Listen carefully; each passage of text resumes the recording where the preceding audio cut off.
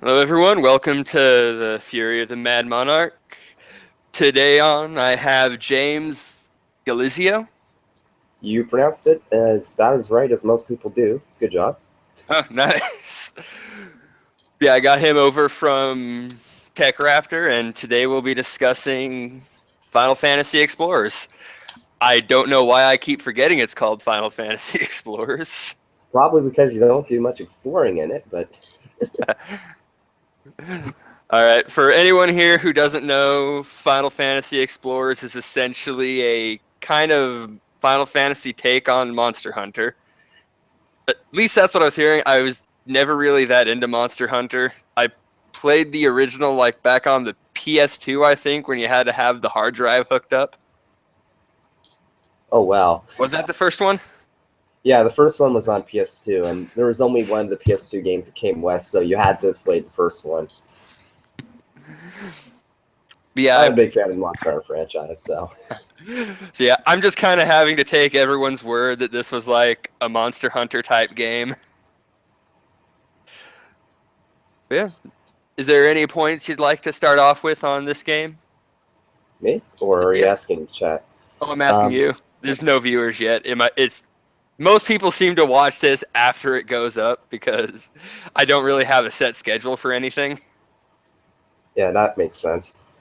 Um, First off, I'd like to say I think that I'm not sure about how accurate the idea that Final Fantasy Explorers is a Monster Hunter type game is. As someone that's played a lot of Monster Hunter, and even went as far as to import Monster Hunter Cross this last year, oh my gosh, um, it's definitely inspired by Monster Hunter. There's no doubt about that, and they're trying to go for that Monster Hunter audience.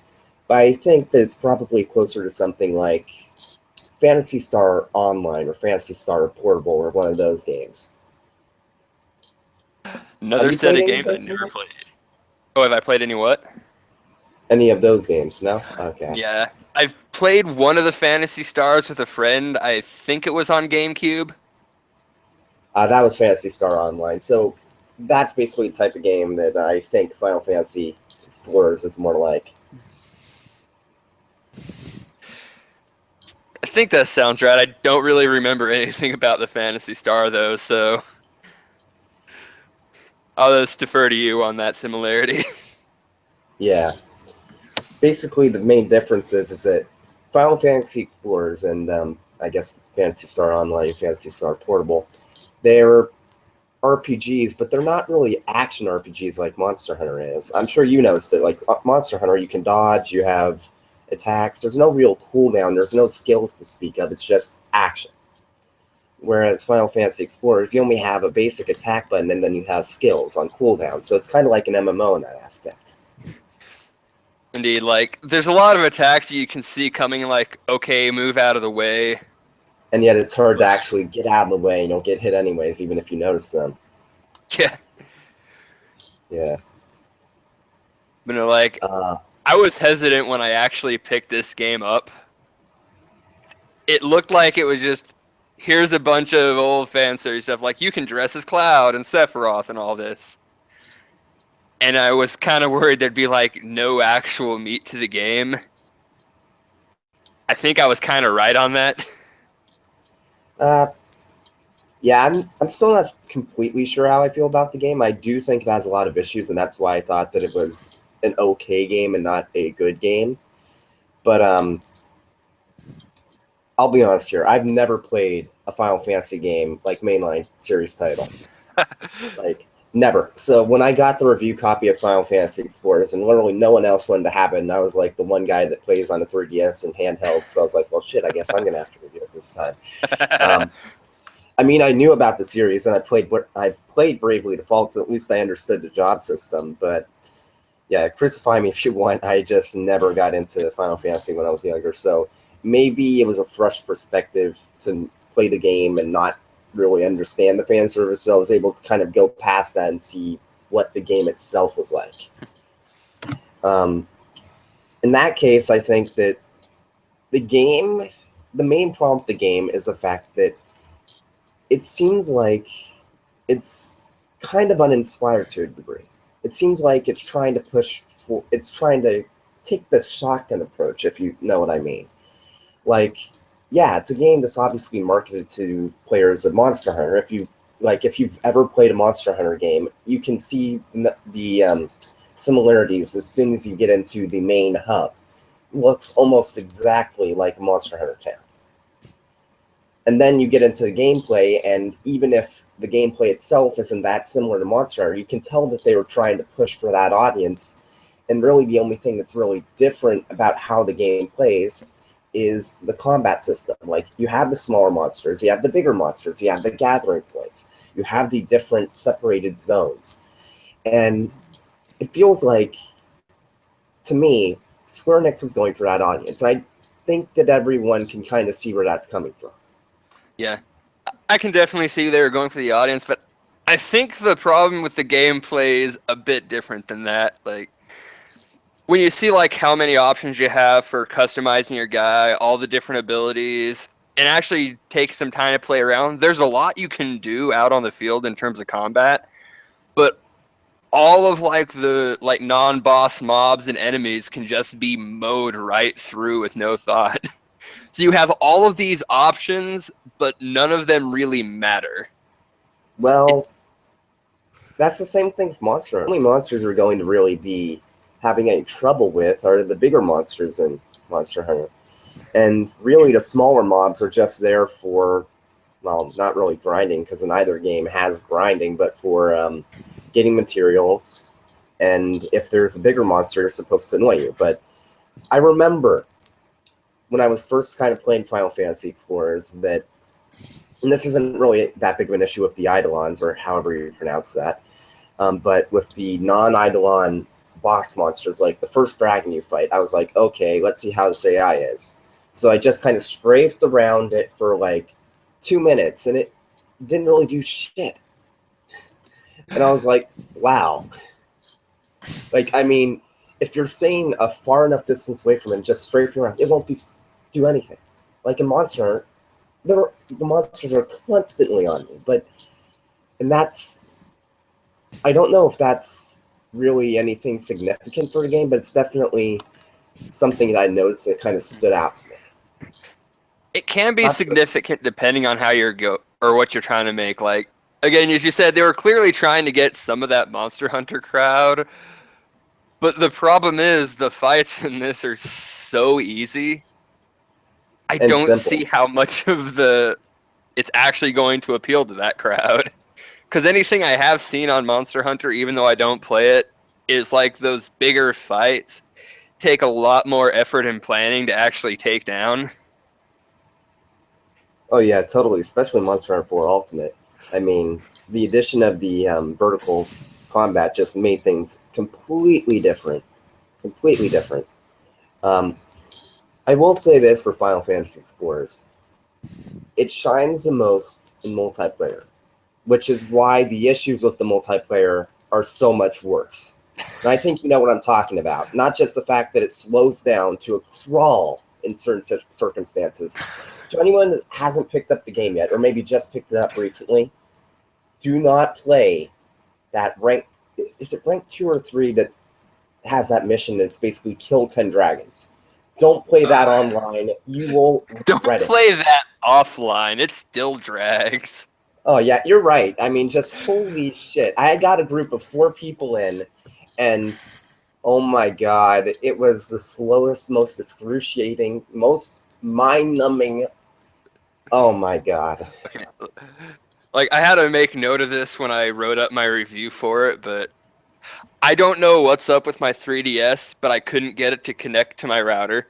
I couldn't get it to connect online, and none of my friends have been able to get over and like make time to just play locally. So I've not played it online, Oh god. but It was. offline it's so bad on the lag in some areas. I can't imagine how much worse that would have to be on an internet Oh god. connection. It slows down to a crawl online sometimes, and that's one of the major problems. But it's not the only problem with the multiplayer. So here's the main problem with the multiplayer: pre-made chat options. Pre-made chat options. Oh god. So yeah, that's not a big deal if you're in the fight because you can still say, "Hey, use so and so." And that's how it is in Monster Hunter. But the big problem with Final Fantasy Explorers is the fact that the way the game is played and the way that you kind of add more depth to the combat is basically by playing the game like an MMO. Have someone be a tank, have someone be a healer, have someone be a buffer. It's basically a miniature MMO. But if you've ever played an MMO, you know that you can't have a party dynamic like that without a good way of communicating with the party. So pre-made chat options, that's not good enough. Not in a real-time RPG with a party dynamic system. And that's not the worst part. Like, there's no way for you to even communicate how you want the fight to go before you go out into the actual world. Pre-made chat options, even in the hub. Yeah, like I imagine that was a problem if these fights were more technical, Well, some of the but Eidolons are technical. I mean, if you get further into the game, they get kind of bullshitty. I don't know. I didn't really have a problem with any past Shiva, and that's just because at first I was playing a monk and I had no ranged ability. But Ah, I'd be yeah. doing a combo, and suddenly she'd charge up her big attack. I'm like, well, I'm screwed because I can't move right now. It's going to be a second. So I had no Yeah. way to fight at a distance until I got Aura Blast. Yeah. After that, none of the Eidolons were really trouble for me. Well, how far did you get into the game? I beat like the main plot. Yeah. We'll get On into that mine, I think, later. yeah, if there is any plot, it's basically so thin that, oh god. Then again, you could say the same thing about Monster Hunter. Even like Monster Hunter 4 Ultimate with the better story is still a pretty thin plot. Yeah, like I'm fine if they're not trying to put a plot on it. The problem I have is there are so many times it like tries to put in like some dramatic twist. Like for anyone watching, I'm not really going to be spoiling the game by saying this because the story doesn't matter. But you have that one person in town who turns out to be an Eidolon. It's like, okay, you're painting this like I should care. So It's it's like, just very distracting for that period. it was so stupid too. So stupid. I Or just, there was the shoehorned environmental message just out of nowhere. Like, draining energy from this crystals is ruining the planet. It's like, what? Where did this come from? And it's never brought up again. oh gosh. With stuff like that, I have to wonder if that was that in localization or if that was in the original Japanese version. Because like something that just pops up like that and then never gets touched on again. Like, in the case of the person turning into an Eidolon, like, you see her transform, so I'm pretty sure that was the original. No, I mean the And environmentalist message. yeah, that's what I'm saying. Like, the environmental thing just getting kind of thrown in and forgotten. It kind of keeps with the tone of other plot elements of this game. So it could have been in the original. Yeah, I don't know. Who knows? Anyways, sorry, that's my dog walking around trying to get him to stop moving so he doesn't make everything so loud. It's all right. What were we talking about? Because I was trying to push my dog to my sense. We got mildly distracted on complaining about stupid plot details that are irrelevant to anything. Why do we even bother? I mean, that's a JRPG staple now, isn't it? Or at least for a lot of them. I don't know, like, I like a JRPG with a good plot going for it. Just, Yeah, so if you're do I. not going to Wait. We're talking about Final Fantasy Explorers. We're talking about Final Fantasy Explorers. I don't know, just as long as you're not going to have a plot, just don't try to put a plot in there and don't throw annoying twists at me I'm not going to care about. That's all I'm asking. Yeah. Yeah, I think maybe the kind of silly plot is an extension of the shotgun approach, like I was trying to say. They tried to do a lot of things with the game, and they wanted to see what sticked.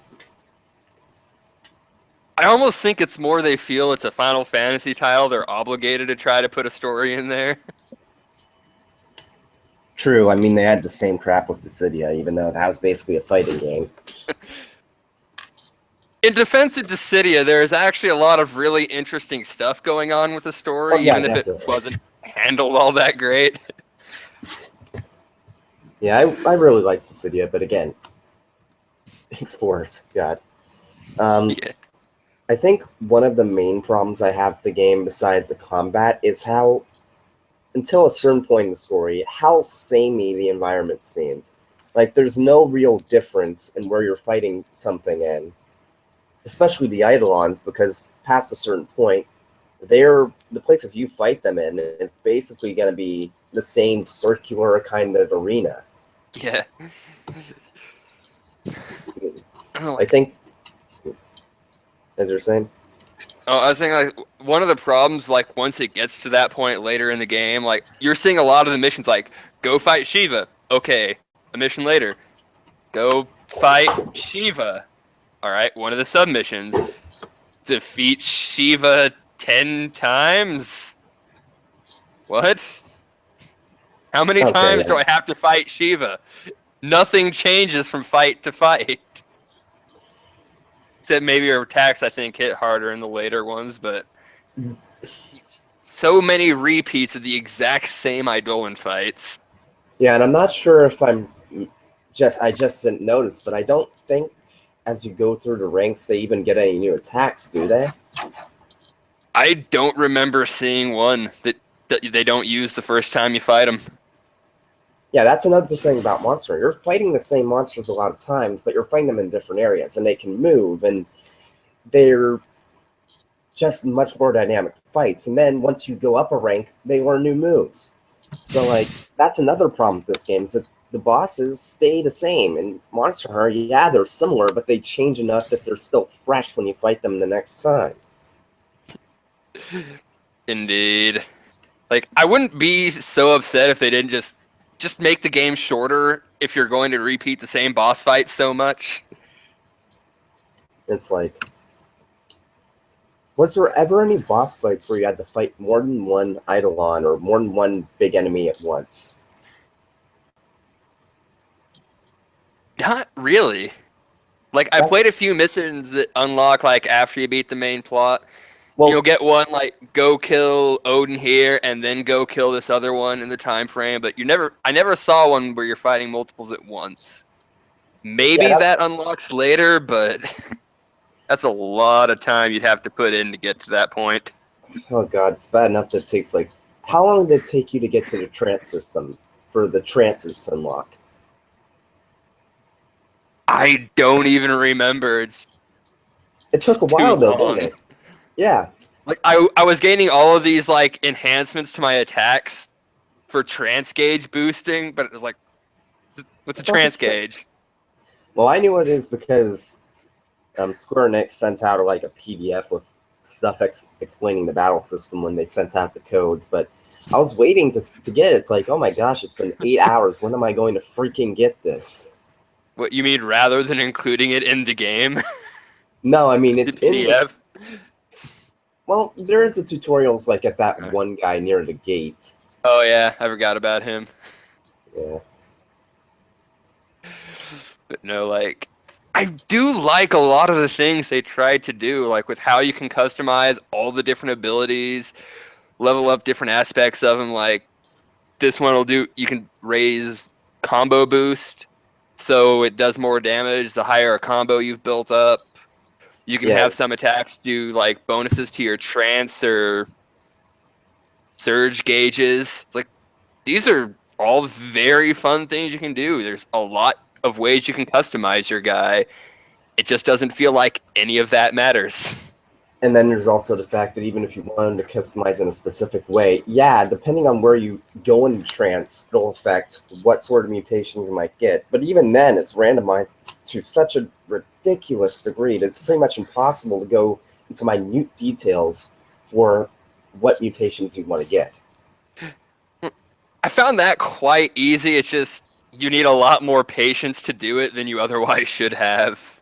Yeah, and I think one thing about the crystal resonance system is, again, it's something that works best in multiplayer because the more people you have in a party, the more crystal resonances you're having being shot off at any given moment. and it makes the gameplay a little bit more exciting. I'm not sure how much more exciting it makes it, but at least online it made it seem less cool than it was in single player. Yeah, in single player, it was just Hey, kind you've of got a boost. ridiculous. I mean, hey, you've got a buff for like 15 seconds. Okay. Some of those surges are ridiculously powerful. Yeah. Like what, the 1,000 needle? Like I'm just Yeah. not going to use any abilities and just punch you for 1,000 damage at a time. Yeah. What? I really Like, liked the monk's kind of counterattack. That was fun. And I yeah. think the main reason I had it on him is because there's no way to block attacks. So felt like it gave me a bit more skill in how I was dealing with attacks. Yeah, like the way I had it set up with my monk is I set up the counterattack. I had it set so anytime my counter blocked something, the next attack was a critical. I don't Yeah. remember if that was an ability you put on counter or if that just came with counter. I think that was an ability with counter. But yeah, I'd set all that up. I'd have a bunch of things to just give me a quick boost to my attack power. Actually, no, it was something else. It was a buff that would basically give your next attack critical, and then you could use that with counter, because counter does a ridiculous amount of damage if you do it right. So you have it do a critical on a counter, and that was probably one of the best ways to play the monk I saw. I remember using the counter to give me the buff to the next critical. Only because I had an attack that I had a large number of AP and HP drain on. So I block counter, next hit critical, smack him with that, just jump my AP and hit points right back up. Yeah. So I could basically just never run out of AP to keep using my attacks. Yeah. Again, there's a lot of things in the game that if in a sequel they focused on, it could be a good game. I mean, the focus on multiplayer, having a miniature MMO in your pocket is fine. I mean, Phantasy Star Online 2 on Vita in Japan, people love it. I mean, it works well if you do it right. I just think the biggest problem with Final Fantasy Explorers is the fact that it doesn't know what it wants to be.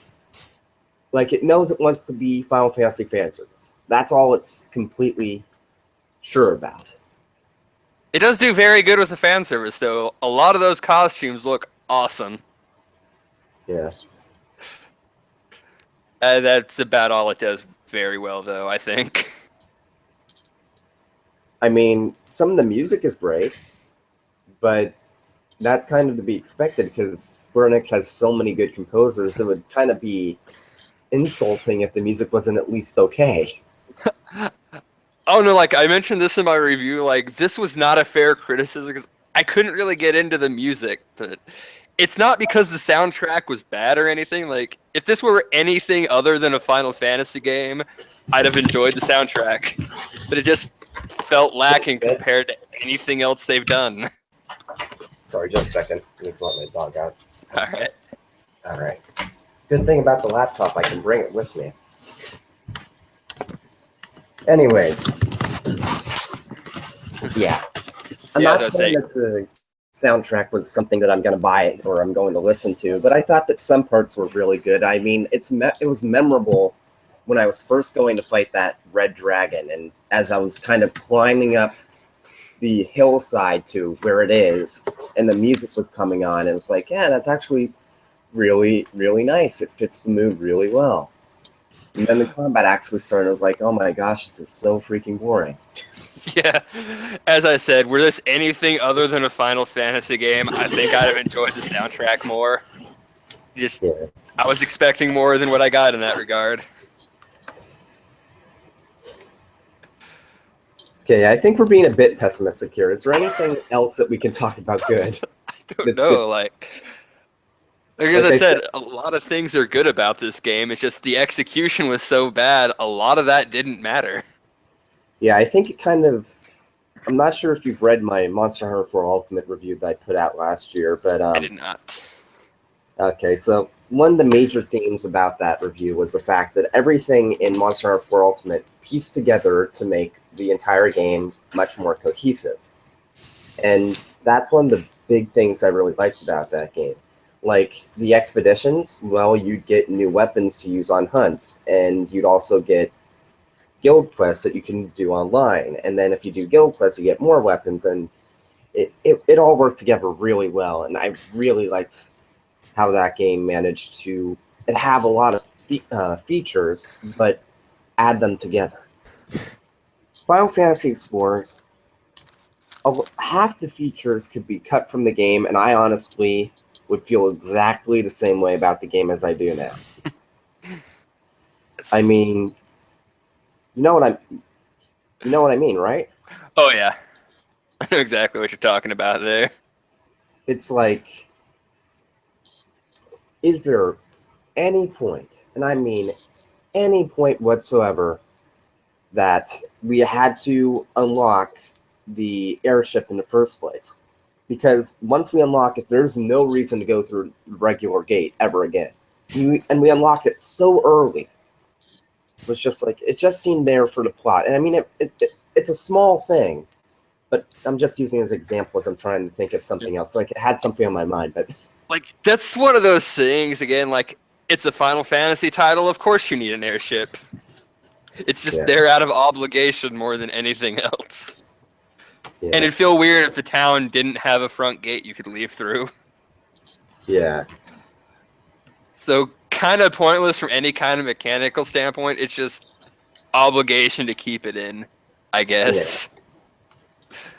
So I can't think of a Final Fantasy game other than maybe the second Dissidia that doesn't have an airship. Like the first Dissidia, I don't remember having one. I didn't play the second, but every other Final Fantasy has an airship somewhere in there. Yeah. Even freaking Bravely Default has an airship, so. Trying to think of something good to say about Explorers. Okay, there's one thing I did like. Good. What was that? The character models look good. Oh, yes. The models are good. I love how the Eidolons look. Yeah. Like that. This may be my favorite Odin in any Final Fantasy. Yeah. Not Odin, Rama. Yeah. Like I'm used to him being the old guy, but when he comes out with that kind of goatish face, but he's still got all the robes, the cane, he looked awesome.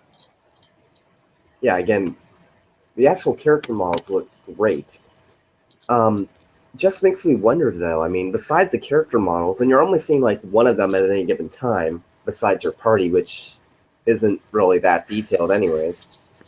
It feels like, well, one, it feels like the game graphically is basically a PSP title. Two, that leaves me wondering, why the hell does it run so poorly? And why does it run so poorly without 3D on? I don't know. It's nothing in this game seems like it would have trouble running on anything. Like there's nothing going on that extravagant. And another thing about that, crap, what was I going to say? This doesn't have to do with performance, but did you notice that any of the audio clips seemed kind of compressed, and by kind of compressed, they sounded like straight out of the DS game? I don't think so.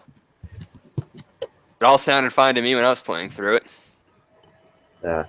Well, I noticed that, so. It's possible, as I said. I was kind of down on the music anyway. So at one point, I kind of just flipped my volume off because I was bored of hearing the same track for so long in some areas. Yeah. So I might just have missed that entirely. I could have had it off for some of the more compressed tracks.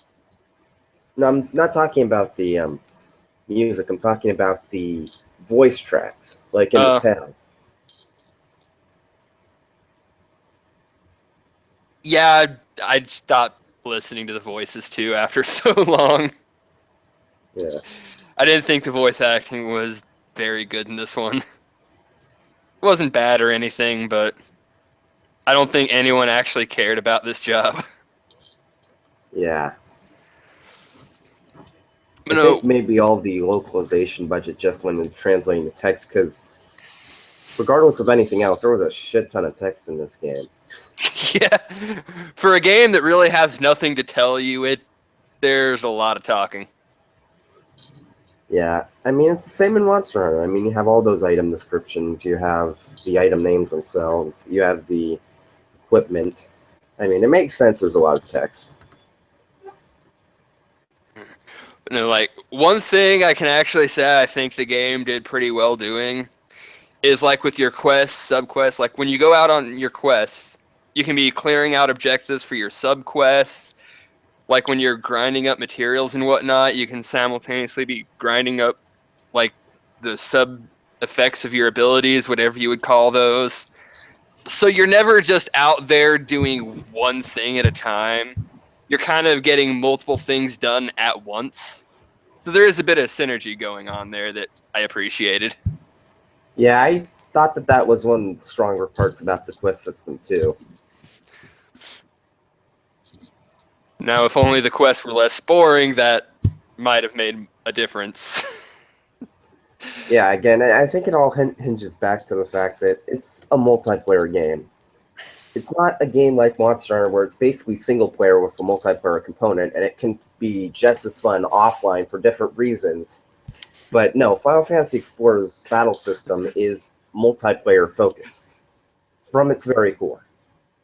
I mean, you said you didn't really play it multiplayer, but I'm sure you noticed that like a lot of the ideas kind of just screamed multiplayer. Oh, yeah.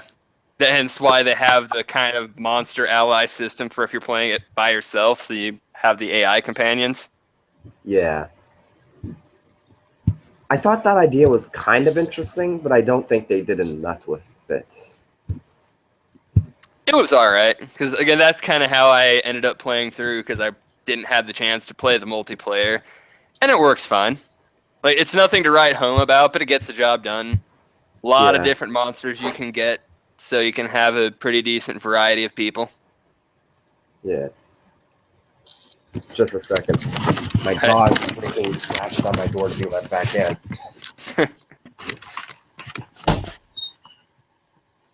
So are you gonna scratch the door and not come back in, or you're not even the one that scratched the door? God, freaking dogs. Shoo. If you're... God damn it, now both of them are in here. Oh well, hopefully they'll calm down. That's fine. Maggie's bed. Dexter's bed. Come on, lay down. Sorry about this. No worries. Yeah. But yeah, I think we're basically both agreed that Final Fantasy Explorers is a game that had a lot of ideas. Some of them worked out well, some of them didn't. But even the ones that were good ideas, they didn't really do enough with, right? Yeah, it's just bad execution all around. I mean, it's not a bad game. It's just Oh no, I'd not say more it's a bad game. Yeah. My thought is that it's a game that had some idea of what it wanted to be, but not really. And that's... Yeah. That sounds about right, actually. It's like, oh, we want to make a game that will appeal to Monster Hunter audience. But how are we going to do it? Oh, I know, we'll make a game that's more like Phantasy Star Online. That makes sense because there's a lot of strictly Monster Hunter clones, but there's not as many Phantasy Star Online clones. So if they want to go for those audiences, then it makes sense to make a game like that. But then it just, I don't know. I think they might have been too worried about trying to copy some of those elements from your Fantasy Stars and Monster Hunters, and weren't worried enough about like making their own identity with that.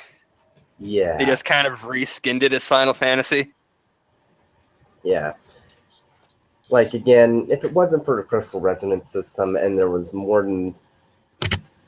Well, yeah, if it wasn't for the Crystal Resonance system, I would have... And if it had a different, like, coat of paint, I pretty much would have thought, oh, yeah, this is Phantasy Star. Maybe one day I'll find a Fantasy Star. I mean, obviously not exactly the same, but that's what it felt like to me. Indeed.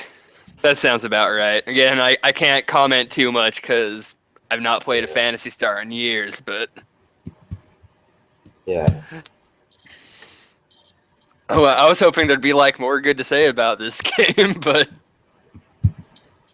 Yeah. I think I said all I could say good about that game, this game, like my review, which actually, to sum it up, the fact that we weren't able to say that much good about this game when it's supposed to like have over 200 hours of content, that says it all, doesn't it? kind of. I mean, okay, I'll be honest here.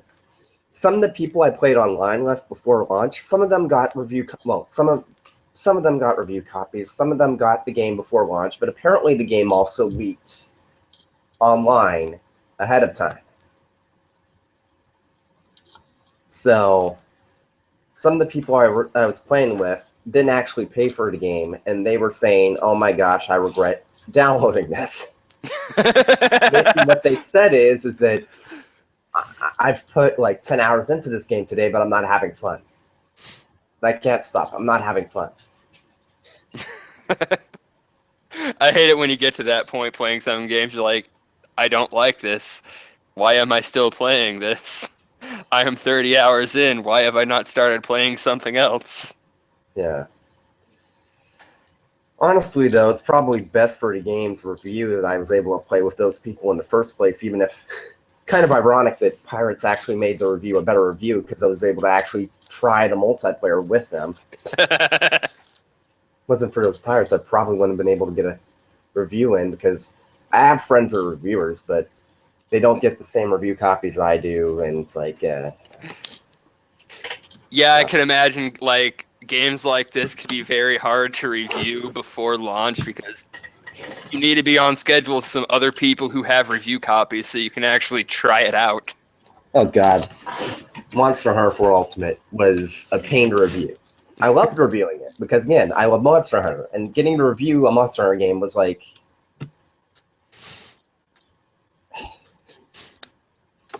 perfect. But yeah, like online multiplayer in games is hard, and it can, especially well, not so much on 3DS because most of the time the multiplayer there's no patch that adds it in. But for some games like on PS4 or PS3 or Vita, there's an update that's done like right before launch that adds an online multiplayer. So you might try to play the online multiplayer before and it doesn't work, and then you get a notice like 2 days before the game comes out. Okay, the servers are working now. And that's basically what happened with my Nitro Plus Blasters review because I tried to do some online multiplayer with somebody from, I think, Just Push Start. I'm not sure. It was either them or PlayStation Lifestyle. And we weren't able to connect. Like, we were able to make rooms and we were able to join each other's rooms, but whenever we actually started a match, it didn't play. And yeah, this is a bit of a tangent.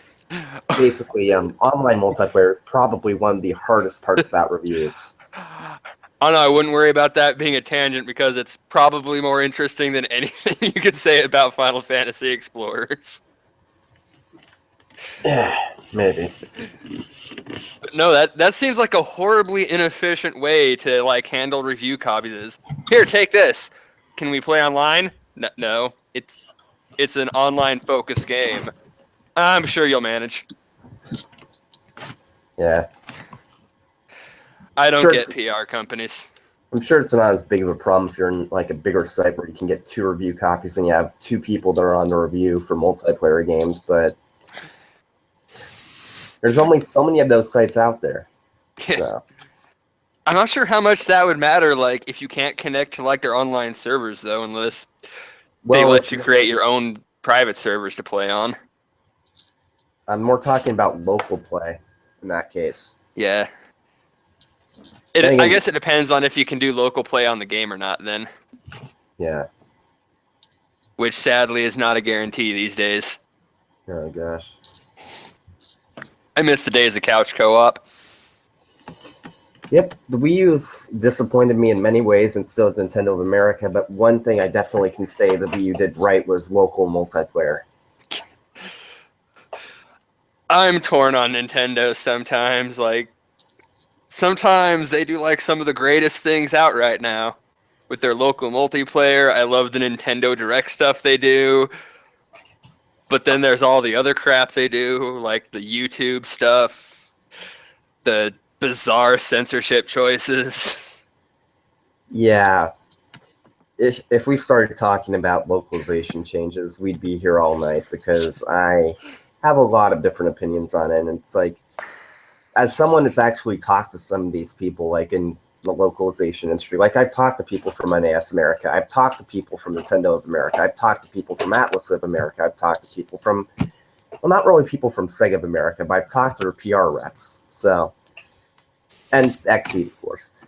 So I've got a lot of insight on how things are done, and I've actually been learning the language myself, so I eventually want to get into localization, and man, things are so weird. Like, if you heard about half the stuff that these companies have to go through, I mean, I still don't like censorship, but it's also like, it's not black and white. Yeah. They could at least stop with the memes, though. That's all I'm asking. Yeah, I can definitely agree with that. I mean, freaking rar, that's Dinosaur for I Love You. It's like, oh my god, it's somewhere in 2010? Don't get me wrong, like, somewhere in my mind, I'm happy at seeing that just for the train wreck. But Oh I'd god. rather it not happen. Rar for I love you. That's all I'm going to say about the new Fire Emblem because, yeah, I don't want to burn any bridges here. No, I'm kind of happy I was never a Fire Emblem fan. Like, it's a series I wish I could get into more, but I can't explain why that game just bores me so much. Yeah. Because I can't think of anything bad to say about it. Yeah, I'm just glad I can import the game. Well, I think this is actually going to clock in as the shortest episode I've ever done. Well, It was us just coming in and going, yeah, man, that Final was all Fantasy done pretty Explorers is terrible. very mediocre, isn't it? Yeah. Yeah, that was all done pretty poorly. Yeah, I guess. And there was like no tangents there until the end. Anyways, nice talking to you, dude. If you want to talk about another game like later on, just let me know. Oh yeah, I'll keep an eye out on your reviews. I'm sure eventually something will come up. I'm like, you're wrong about this. Okay. Or But something. anyways, talk to you later, dude. All right, later, man. Bye.